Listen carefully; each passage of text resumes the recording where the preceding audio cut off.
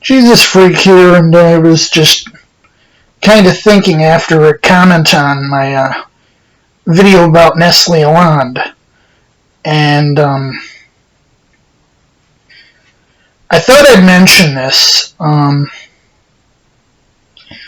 The Nestle Hollande text, as we know, is kind of descended from the various Greek New Testaments that came out during the 19th century, like Westcott and Hort, Trigel, etc.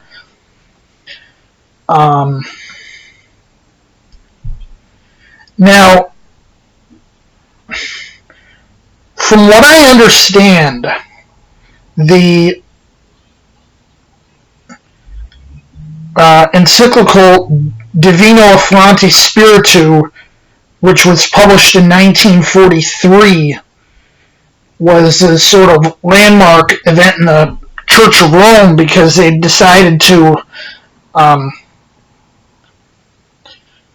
set the Vulgate aside as the one and only Bible for the Catholic Church, the Church of Rome, and go back to the sources.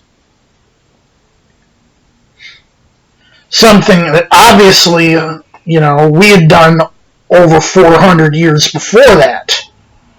But they decided that no, the Vulgate's the true Bible. Now,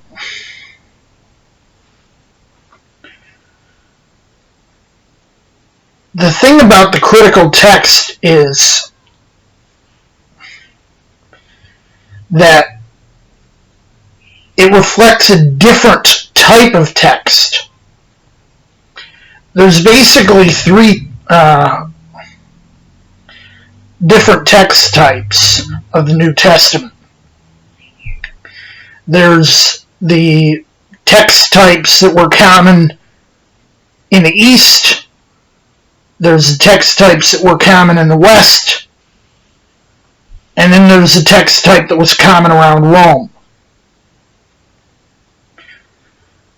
And the Western type that was common around Egypt and such, this is where you got your Coptic translation, your Arabic translation, to some extent I think the Syriac was based on it. Then there was a slightly different one that was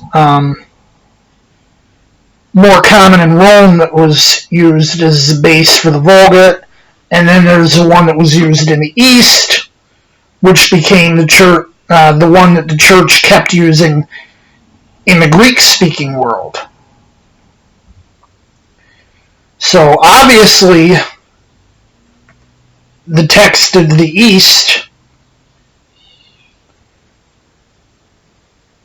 was what came over and the Muslims overran the Byzantine Empire,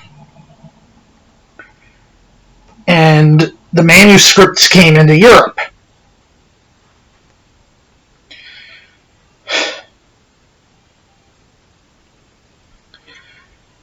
Now, the Church of Rome's text had gradually evolved into a different direction. And these manuscripts tended to resemble what you would eventually find translated into Latin. And, of course, the critical texts that were based on manuscripts found in regions other than around the Holy Land and around, Antioch and around Greece, these were gradually shifting in the direction of what the Church of Rome had. So it's no wonder that, you're looking at texts from these locations and they're going to more resemble the Latin Vulgate. But they're further away from the source, geographically, and probably further away textually.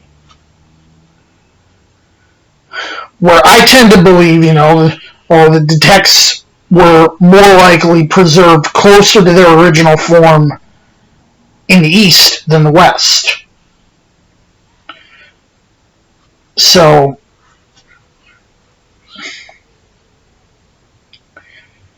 you have various Greek texts which lean more in this direction. You have Zuniga's text, the Complutensian Polyglot, Erasmus' text, which evolved into the Textus Receptus, Antonides' text, the Patriarchal text, Hodges' Farstad, which is referenced in the footnotes of the New King James, Robinson Pierpont. These are based on Eastern manuscripts.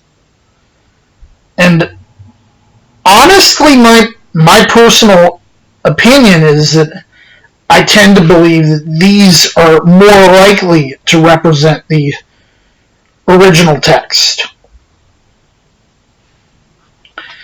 Though I'd probably consider looking at these different Eastern texts. Compare the Patriarchal text, the Complutensian text, the Erasmian text, instead of, Alexandrinus would probably be useful for the Gospels, Eastern text for the Gospels. But outside of that, I'd probably throw it out. Vaticanus, Sinaiticus, I don't think these two manuscripts are all that important in the tradition.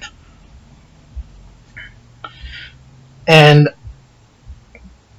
I think I'd probably establish a text based on this concept.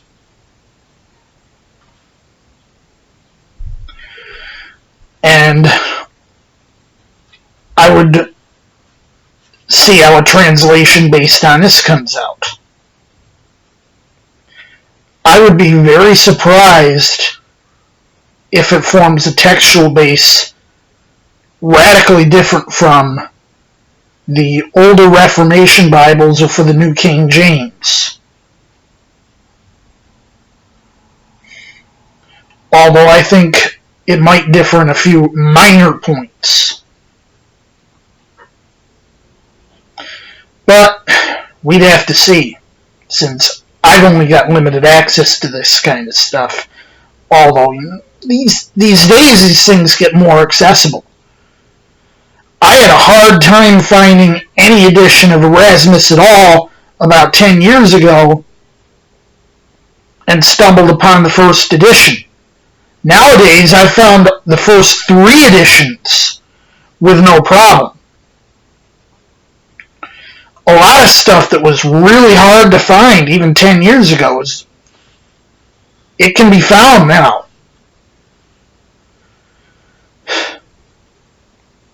So, maybe it's out there. Everything I need. I'll just have to keep digging. Jesus freak out.